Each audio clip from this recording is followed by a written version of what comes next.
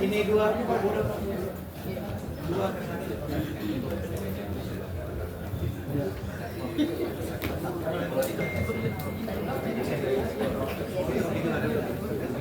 Baik.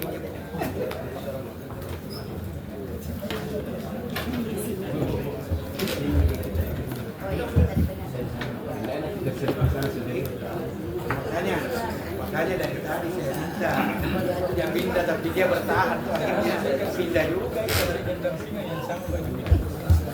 Ini kok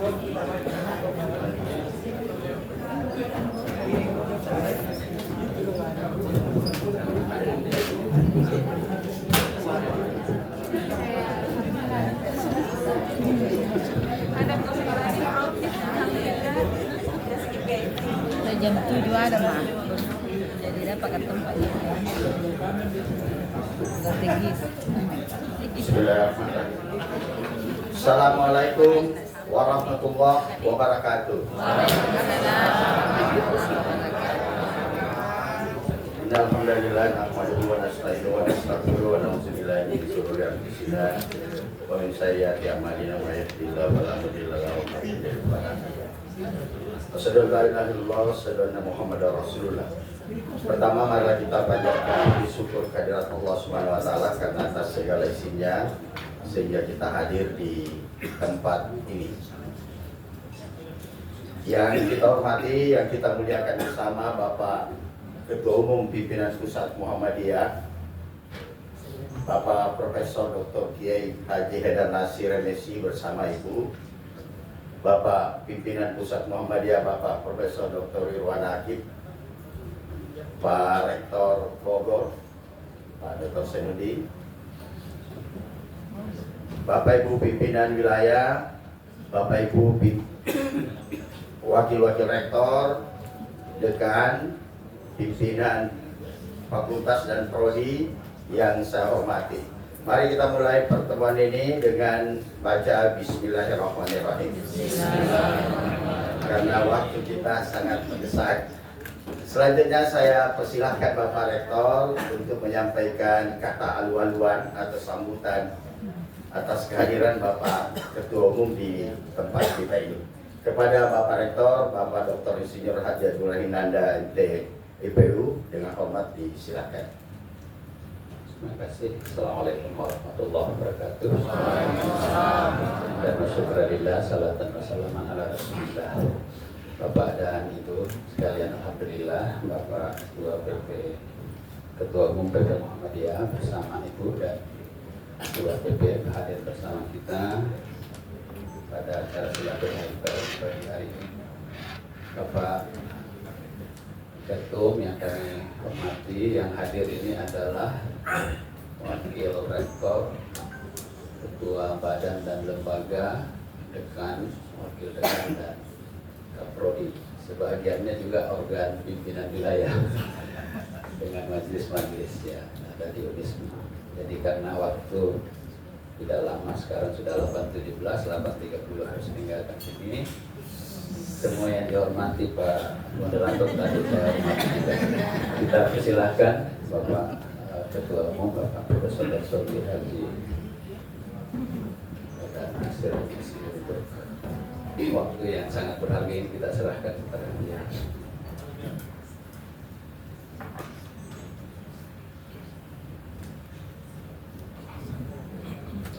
Assalamualaikum warahmatullahi wabarakatuh. Alhamdulillah wa nusalli wa nusallimu ala Muhammadin Rasulillah wa ala alihi wa sahbihi wa mawala. Yang saya hormati Prof. Irwan Akib, Ketua PP Muhammadiyah. Bersama saya juga Bu Nur yang sekarang sering menemani di samping tugas yang lain. Tapi katanya sekarang untuk Aisyah off Bu. Iya, dia bilang tadi mana khusus mana-mana. Pak Rektor, Pak Abdurrahim Nanda, Pak Wakil Rektor, Pak Anjir, dan wakil rektor yang lain, ketua BWA, ada Majelis Dikti juga Pak Prof. Budul, Mas Zainuddin, Rektor IBM, dan seluruh Bapak Ibu sekalian yang tadi sudah disebut oleh Prof. Ibrahim. Saya ke UM Unismu ini pagi ini sebenarnya mampir untuk makan soto.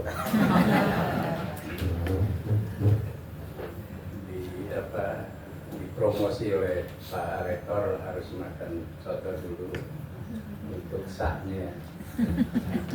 Tapi ada lampirannya ya pertemuan kita pada pagi hari ini. Dan nanti tentu kita akan berkumpul di gedung Pusat Dakwah Muhammadiyah Sulawesi Selatan untuk acara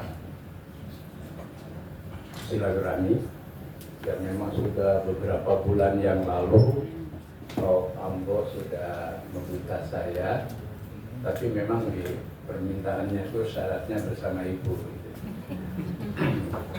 Sehingga saya harus minta kecocokan waktu dan alhamdulillah bisa, biarpun harus di petang hari dari Jogja, kemudian sampai sini jam 23.50 jelang dini hari.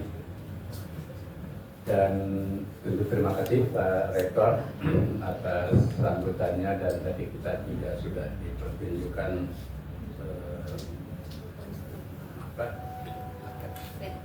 market gedung utama dan keseluruhan dari Unismu ini. Bapak Ibu sekalian, era sekarang itu era kualitas dan bukan era rutinitas. Kita lihat bahwa persaingan di perguruan tinggi negeri maupun swasta itu ketat sekali. Memang kita punya parameter untuk rankingan ya, baik secara nasional maupun internasional, dan alhamdulillah beberapa PTN kita masuk di situ. Juga ada akreditasi ya, itu sebagai standar formal yang memang diperlukan untuk menunjukkan era kualitas. Bahkan ada era spesifikasi ya. Spesifikasi itu misalkan kalau swasta itu selalu ada nama Universitas Telkom, itu selalu masuk 10 besar. Kita ya alhamdulillah ada UMS, nanti gantian UM Malang, gantian lagi UMY gitu ya. Kemudian Unismu di nomor berapa gitu. Itu menunjukkan bahwa memang kualitas dan spesifikasi itu menjadi sangat penting. BINUS misalkan juga selalu menjadi rujukan di swasta yang sifatnya elitis kalau ini. Tapi memang juga orang banyak belajar tentang bagaimana BINUS mengelola perguruan tinggi itu, biarpun memang basicnya mereka investasi ya, investor ya, konglomerat. Tapi kan Muhammadiyah juga disebut konglomerat. Bahkan nomor 4 di dunia. Nah, apa yang saya sebut tadi, rankingan, kemudian bahkan Muhammadiyah punya posisi penting di mata dunia, itu karena kita selama ini mengelola organisasi dan amal usaha dengan sistem yang baik. Tapi kita masih merasa kurang terus. Dan ini penting, kita kurang terus itu dengan tetap bersyukur kepada Allah untuk meningkatkan kualitas secara lebih akseleratif. Ada, kita ini semua meningkatkan kualitas, tapi tidak atau belum semuanya akseleratif. Ya. Ada percepatan untuk peningkatan kualitas. Dan kunci percepatan itu pada proses transformasi sebenarnya. Pada proses transformasi menjadikan amal usaha kita itu menjadi amal usaha yang modern. Modern itu dikelola dengan sistem yang efisien, yang efektif, rasional, objektif, gitu kan. Kemudian berorientasi pada tujuan, gitu ya. Kemudian profesional, semuanya berbasis pada keahlian, ya. Bukan pada apa ya, yang pada prinsip meritokrasi, bukan pada hal-hal yang bersifat personal, ya. Personal itu bisa orang per orang, bisa relasi keluarga, bisa relasi kelompok, gitu kan. Gitu ya. Dan yang ketiga maju, ya, maju, ya. Jadi maju itu ya selalu bergerak setiap tahun lebih dinamis ke depan, ya, lebih progresif. Maju itu kan memang berada di depan, ya. At-taqaddum, ya. At-taqaddum selalu ada di depan. Nah, 3 parameter itu penting juga untuk kita di PTMA, termasuk di UNISMO, untuk selalu mematok bagaimana kita lebih modern, kita lebih maju, kita lebih profesional. Nah, ya silakan nanti dibikin parameter yang lebih detail, ya. Baik yang kuantitatif, tapi juga tidak kalah pentingnya juga yang kualitatif. Jadi perpaduan antara kuantitatif dan kualitatif. Sebab kalau hanya kuantitatif, biasanya ya cukup yang formal-formal saja, administratif terpenuhi, oke. Tapi yang kualitatif itu penting. Lalu prosesnya itu pada satu kemampuan kita memanfaatkan potensi kita. UNISMO itu potensinya tentu jumlah mahasiswa, kemudian ekosistem Muhammadiyah yang mendukung, gitu kan. Muhammadiyah Sulawesi Selatan itu kan dikenal dengan militansinya, Pak, dengan militansinya, dengan fanatismenya. Nah, militansi dan fanatisme itu gunakan untuk bisa mengakses seluruh keluarga-keluarga Muhammadiyah, menyekolahkan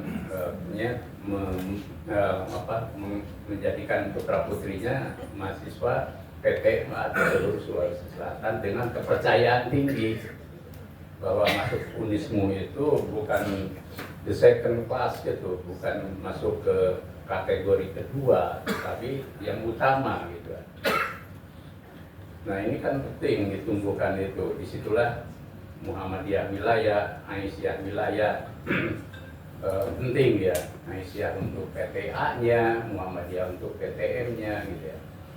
Dan kita tidak lagi disibukkan tadi oleh urusan-urusan administratif, urusan-urusan rutinitas yang itu memang berjalan ya buletin aja, sudah otomatis saja, gitu ya.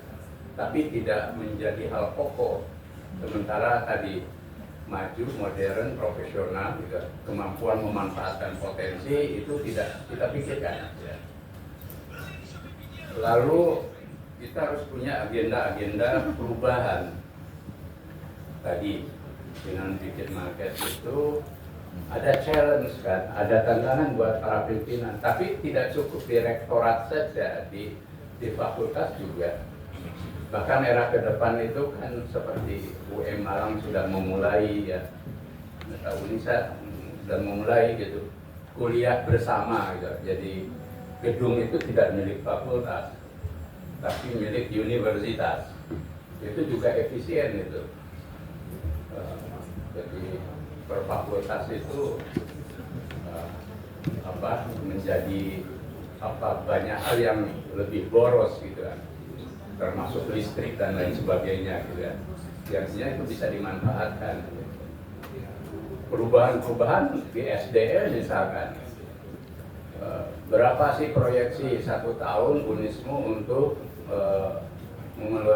menjadikan dosen-dosen S2 menjadi doktor dan atau PhD. Kemudian untuk profesor ya. Tapi diiringi juga tadi dengan kualitas, jangan cukup doktor, profesor, tapi hanya administratif. Bahkan doktor dan profesor yang semakin menuntut hak ketimbang kewajiban. Karena merasa sudah doktor kan, sudah profesor, itu haknya begitu tinggi dan egoismenya muncul makin tinggi. Tapi kewajiban, penghikmatannya, pengabdiannya seberapa jauh. Nah itu harus berimbang. Kalau enggak ya jadi beban berat itu, jadi beban berat. Ini penting proyeksi seperti itu. Bahkan hal-hal yang nanti di bidang akademik, di bidang pengabdian, kemudian di bidang riset. Bahkan untuk riset ini sekarang periode Menteri Pendidikan Tinggi yang baru, yang kebetulan juga Muhammadiyah, kemarin di PP Muhammadiyah, kebetulan Pak Rektor karena sedang umrah diwakili oleh Ketua PWM. Itu memang permintaan saya supaya yang mewakili itu yang di atasnya itu. Agar ada tuntutan beliau sangat tinggi bagaimana universitas-universitas kita itu mulai punya culture dan ekosistem riset. Risetnya bukan asal riset untuk memenuhi tadi formalitas, tapi riset yang produktif. Ya, jadi misalkan di UM Purwokerto ada seorang peneliti di bidang cancer itu Susiandi itu Mbak Susi itu di bidang itu terus menjadi produk yang penting gitu ya di UMJ, di UMS, di UM Malang dan sebagainya. Jadi semuanya mulai ke situ dan itu lebih ke ada backup dan connecting institusi risetnya itu karena ini penting. Saya sempat menyermati dan kami pernah dulu berkunjung ke Nara University and Institute, Nara Institute di Jepang. Dia risetnya luar biasa di berbagai bidang. Sampai ITB itu yang dulu tinggi sekarang mulai ketinggalan dari Nara Institute. Karena risetnya kuat. Nah di kita perlu ke situ ya. Riset sosial itu juga penting sebenarnya, tapi pada agenda-agenda yang strategis gitu ya. Bagaimana bangsa ini misalkan bisa maju gitu ya, dengan budaya yang berkemajuan. Nah, di riset tentang bagaimana sih kecenderungan masyarakat kita gitu ya, tentang mentalitas mereka dan lain sebagainya gitu. Jadi ini satu contoh saja, misalkan risetnya Pak Kunchorningrat tahun 70 tentang mentalitas orang Indonesia dikaitkan dengan value atau sistem nilai sosial budaya Indonesia, bahkan jadi riset di LIPI saat itu satu contoh yang sampai sekarang ternyata temuannya masih berlaku. Itu riset sosial, jadi jangan anggap riset sosial itu tidak penting. Di situ temuannya bahwa orang Indonesia itu pragmatis, ya, lebih ingin cepat, ya, tapi tidak melalui proses. Ya. Kemudian tidak menghargai waktu, kemudian tidak disiplin murni. Disiplin itu kalau ada polisi. Kalau pas nggak ada polisi, tabrak terus jalan gitu ya. Itu tidak disiplin murni gitu. Tidak berorientasi ke masa depan gitu ya, dan lain sebagainya. Jadi suka menerobos tadi gitu ya. Jadi ini satu contoh dari riset sosial. Riset-riset yang eksat jauh lebih penting gitu ya. Lebih khusus lagi, nah distinktif karakter kita, yakni Al-Islam kemuhammadiyahan. Al-Islam kemuhammadiyahan itu harus didesain, itu bukan hanya soal pengajaran, apalagi diajar oleh mereka yang merasa bisa tapi sebenarnya nggak menguasai. Ya, padahal Al-Islam kemuhammadiyahan itu menyangkut ya dirasah Islamiyah yang luar biasa, dan itu Muhammadiyah yang punya sejarah panjang sebagai organisasi besar. Jadi maka Al-Islam dan Muhammadiyah itu menjadi karakter Islam berkemajuan, ya. Dan Islam berkemajuan itu nanti menjadi alam pikiran mahasiswa, gitu ya, menjadi alam pikiran mahasiswa dan karakternya, gitu ya, termasuk sikap mental, gitu ya, orientasi hidup dan sebagainya. Itu kemuhammadiyahan, gitu ya. Jadi juga pandangan dan wawasan kebangsaannya, gitu ya. Nah ini perlu didesain, ya. Tentu nanti dengan logistik ya Pak Irwan, Pak Budu, ya, sehingga ada satu keseragaman. Jadi kalau nanti ada lulusan-lulusan PTMA itu semua polanya sama, gitu ya. Pikiran Islamnya maju, punya karakter kepribadian yang kuat itu baik, gitu ya. Kemudian dia selalu punya sikap sosial yang dinamis dan lain sebagainya. Nah, ini sehingga para orang tua itu kemudian, oh ya udah kalau gitu, kalau memang kenyataan ya di masyarakat kita itu selalu negeri itu merasa paling segalanya. Tapi percaya kalau kita punya nilai lebih tadi, mereka akan berbelok ke kita karena lulusan-lulusan UM atau PTMA itu punya nilai lebih dalam hal Al-Islam dan kemuhammadiyan yang sudah menjadi state of mind, bukan menjadi pengajaran. Maka para guru dan dosen itu juga nggak gampang kan gitu bahwa saya bisa mengajar, jangan-jangan saya juga nggak bisa mengajar Al-Islam dan kemuhammadiyan, kira-kira begitu kan. Ini penting ya, jadi sehingga lulusan Universitas Muhammadiyah itu seperti itu. Nah, bagaimana ke situ, gitu kan? Kunci utama kan pada komitmen. Komitmen setiap orang yang ada di Unismu ini dan di PTMA untuk berkhidmat sepenuh hati dalam hal posisi apapun. Ketika jadi pimpinan, jadi dosen, jadi tenaga kependidikan dan sebagainya, semuanya dibangun komitmennya. Komitmen tadi untuk bukan sekedar ada di universitas ini, apalagi sekedar menjadi orang yang hanya mencari mata pencaharian, ya. Bukan untuk mencari hakikat kehidupan, ya. Jadi seharusnya di UM ini orang bukan hanya mencari maisha, ya. Oke, maisha itu sesuatu yang otomatis kan, gitu ya. Semua orang, dan itu juga ibadah. Mencari maisha itu ibadah. Tapi kalau urusannya maisha terus, urusannya adalah gaji atau honor atau tunjangan itu, ya sedapat itulah seperti hadis Nabi, innamal a'malu binniyat wa innamal likulli imri'in ma nawa. Jadi kalau hijrahnya karena ingin sesuatu yang materi, maka dapat itulah dia. Sama ketika dosen karyawan hanya mencari maisha, materi semata dan kedudukan semata, sebanyak itulah dia dapat, gitu. Dan tidak lebih dari itu. Nah, harus komitmen lebih, yakni apa? Ya, menjalankan peran dakwah Muhammadiyah, menjalankan peran tajdid Muhammadiyah. Artinya ada komitmen ke Muhammadiyahan.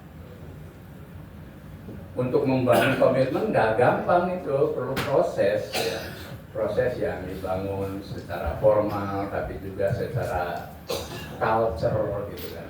Itu sehingga semua orang akan ringan hati untuk menunaikan tugas. Jangan sampai begini, misalkan kalau pas pengumuman kenaikan gaji datang semua, gitu. Ya. Iya, subuh sudah datang padahal waktunya jam 8 misalkan. Tapi pas untuk pengajian, pengajian dosen, pengajian pimpinan, itu sampai Pak Rektor bawa pengeras suara. Nah itu komitmen diuji di hal-hal seperti itu. Ya, apalagi misalkan di saat surut, pas mahasiswa kurang, itu semua harus berpikir keras. Gimana caranya? Karena kita ini swasta, NAS-nya itu harus NAS swasta, bukan NAS negeri, needs for achievement. Itu kalau negeri kan ada APB ya, gitu ya. Jadi mau bangun, kita ini swasta harus mencari gitu. Seperti ayam yang keluar dari kandangnya di pagi hari, dia harus cari satu biji remah pun dia ambil gitu kan. Itulah swasta. Jadi NAS-nya harus bangun NAS swasta.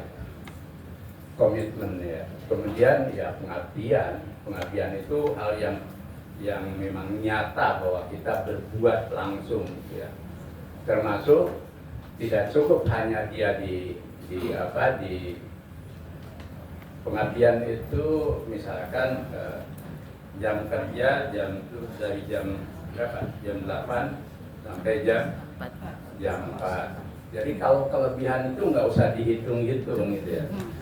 Hitunglah bahwa itu ibadah, dan semakin banyak kalau kerjaannya nanggung ya diselesaikan, ditambah apalagi pimpinan itu.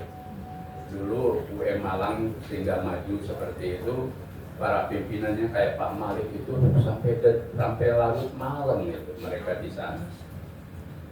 Dia tidak nuntut semua harus begitu, tapi ada komitmen lebih ada pengabdian lebih dari apa yang secara formal semestinya itu gitu. Jadi sehingga di kampus itu nyaman, nggak gatel pingin pulang gitu ya. Ya masa tiap hari dia dilihat jam terus gitu ya.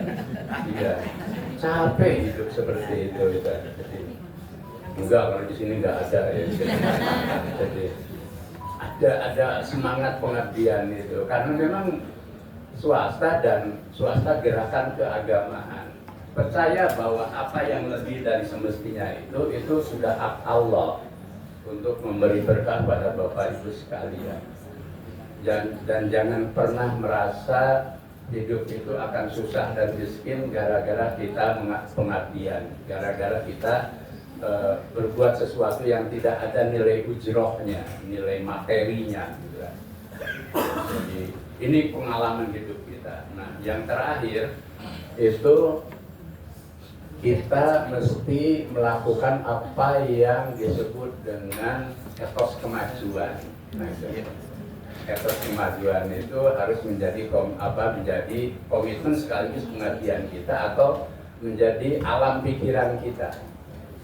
Etos kemajuan. Saya yakin kalau etos kemajuan itu sudah merambah di hati setiap pimpinan, dosen, tenaga kependidikan dan semuanya termasuk BPH ya. Jadi ya bahkan di Muhammadiyah, di Aisyah, etos kemajuan itu harus menjadi culture, bahkan menjadi identity, menjadi identitas. Saya yakin 3 hal itu penting ya, komitmen, pengabdian, dan etos kemajuan. Nanti otomatis ekosistem terbangun, sistem terbangun, culture terbangun, dan Unismu akan menjadi lebih besar, lebih maju. Terima kasih. Assalamualaikum warahmatullahi wabarakatuh. Terima kasih Bapak Prof. Mohon pengertian Bapak Ibu wartawan nanti kalau mau wawancara di puskam sana ya, karena waktunya lewat dan saya tidak berani tegur beliau berhenti tadi. Sekali bukan tidak berani saja, tapi alasannya juga memang harus kita dengar sampai selesai.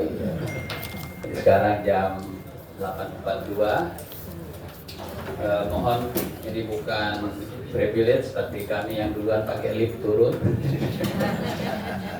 Ditunggu di mobil beredar dan insya Allah kami bisa tempuh kurang lebih 20 menit di bawah.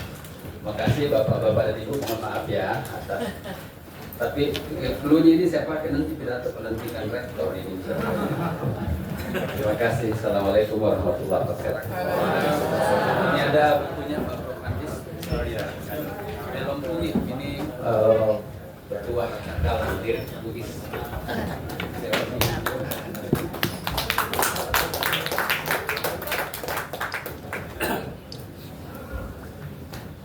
Pasen untuk alam. Yang 321. Datang Pak ya. 321. Siap.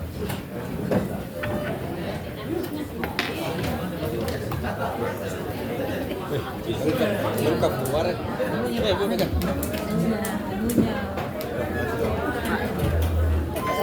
Salah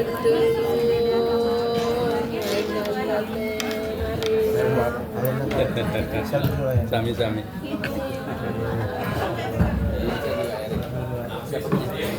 Pak Nurdin. Mari. Kasih tahu kan itu bikin Kesana toh Bu? Iya, iya. Ayo.